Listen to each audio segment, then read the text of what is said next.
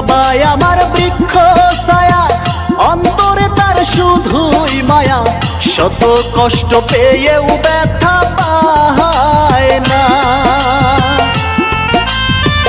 মনের দুঃখ মনেই পুষি, ছেলের মুখে ফুটায় হাসি, কোনো কিছুর অভাব সে রাখে না। কষ্ট হলে ছেলে মেয়ের ঘুম আসে না বাবা মায়ের, সেই কথাটা তুমি কেন বোঝো না? জানো না মায়ের মতো ভালো কেউ বাসে না, বাবার মতো ভালো কেউ বাসে না।